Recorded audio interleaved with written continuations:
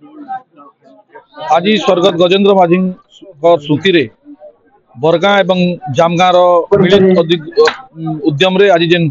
football tournament रो आयोजन होता तार उद्यापन दिवस आज थिला एवं आज मु मुख्य अतिथि हिसाब से आसी पहुंची सब आप जानते जे ये अंचल रे क्रीड़ा को बंचे रखवार आम युवक भाई मैंने जेन प्रयास करुचन सब आम सहित अच्छी एवं ताकू आहरी पादे आगे नापी आम सब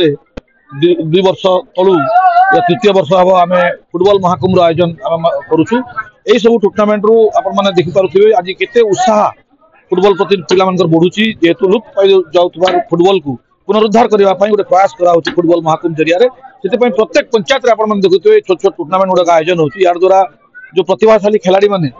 भाग नेबार सुजोग पाइबार संगे संगे